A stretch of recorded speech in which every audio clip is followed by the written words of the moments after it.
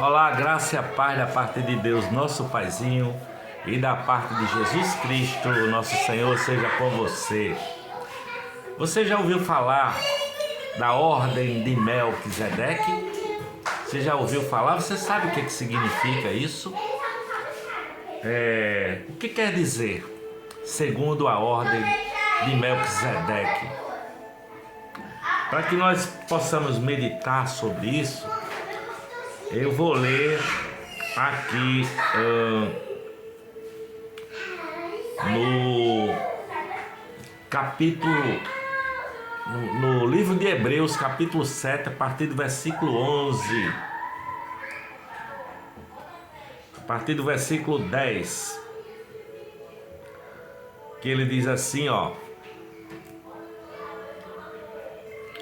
porque ainda ele estava nos lombos de seu pai,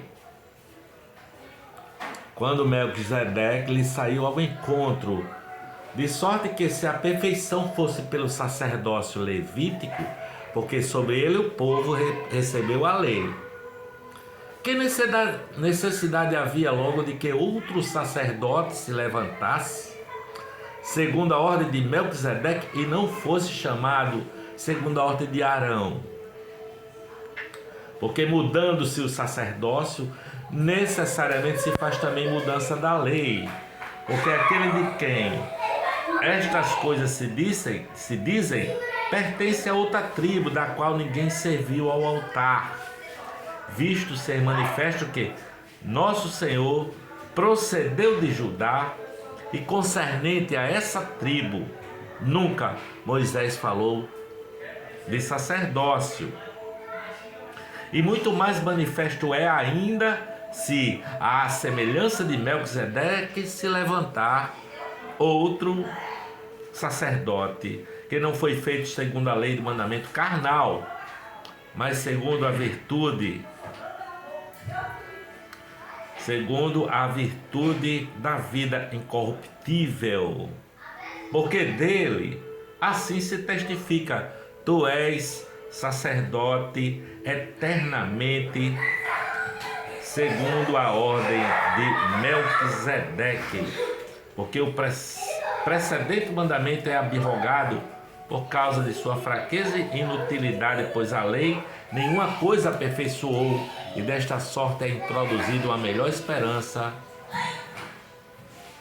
pela qual chegamos a Deus. E visto como não é sem prestar juramento, porque certamente aqueles sem juramento foram feitos sacerdotes, mas este com juramento, por aquele que lhe disse: jurou o Senhor e não se arrependerá, tu és sacerdote eternamente, segundo a ordem de Melquisedeque. De tanto melhor concerto, Jesus foi feito fiador.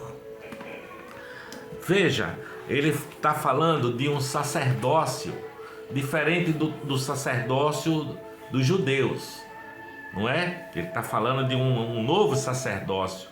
E veja que o Melquisedeque, quando ele veio ao encontro de Abraão, ele ofereceu pão e vinho. Ele ofereceu pão e vinho a Abraão. E a palavra está dizendo que Jesus tornou-se a garantia de uma aliança superior à dos levitas, não é? Uma aliança que não tem estrutura de sacrifícios no templo, que não tem sangue de bodes, nem de carneiros, nem de pombos, não é? Eles celebravam a Páscoa dessa forma, sabe? João Batista, quando viu Jesus, apontou para Jesus e disse: eis o Cordeiro de Deus que tira o pecado do mundo. E a tribo de Levi foi separada por Deus para o sacerdócio judaico, não é? Então, os hebreus tinham sacerdotes, e Jesus aparece diferente dos levitas, porque Jesus não é da tribo de Levi, ele é da tribo de Judá, não é?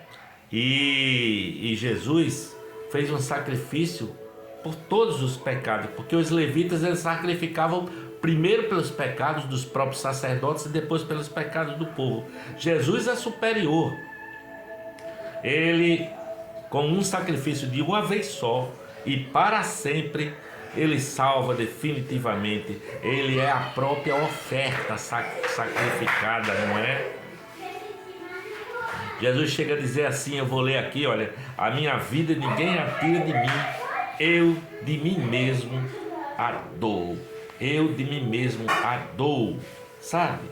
Para tornar a tomá-la. O sacerdote Jesus, não é? O sacerdote dessa ordem de Melquisedeque.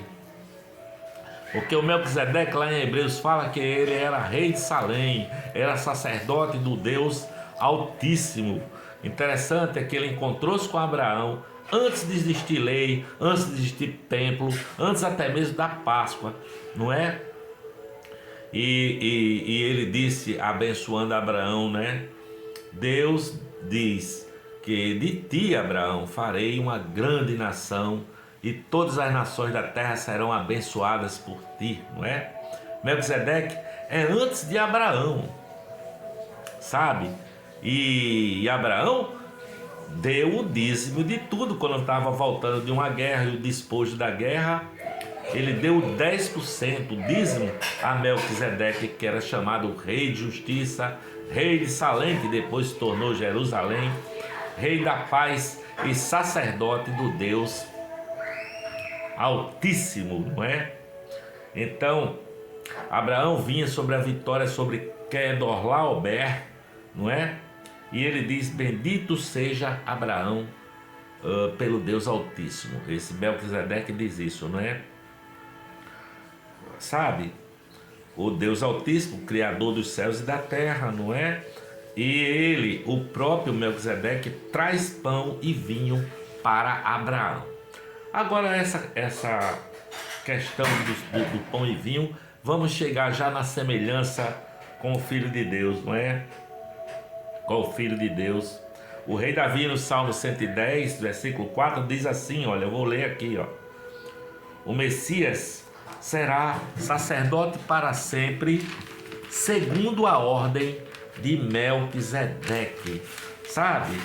Aqui, João capítulo 8, versículo 28, 58, Jesus diz que Abraão me viu, né? Antes, Abraão já me viu. Antes de tudo, Abraão me viu. E os caras ficaram, mas como? Tu não tens ainda nem 50 anos, nem 30 anos direito? E você disse que Abraão viu. Antes de Abraão você já era. E Jesus disse, antes de Abraão existir, eu sou. Antes de Abraão existir, eu sou. Melquisedeque, Abraão e essa conexão do pão e do vinho, não é? Jesus resolveu celebrar a sua vida nesse mundo, seu sacrifício vicário, pelo pão e vinho, celebrando a Páscoa com seus discípulos, como sendo o pão representando o corpo e o vinho representando o seu sangue. Porque ele pode dizer assim, eu sou sacerdote da ordem de Melquisedeque, sabe? E Deus não cabe em templos, Deus não cabe nem em tradições religiosas, Deus não cabe em linguagens étnicas, nem tampouco em rituais, nem tampouco em qualquer religião, né? Qualquer uma, nem na judaica, nem no catolicismo, nem no evangélico, nem no budismo. Deus não cabe, Deus está para além disso, porque Jesus é sacerdote eternamente, segundo a ordem de Melquisedeque, sabe? Segundo a ordem de Melquisedeque, sacerdote do Deus Altíssimo, e celebrou com Abraão através de pão e vinho,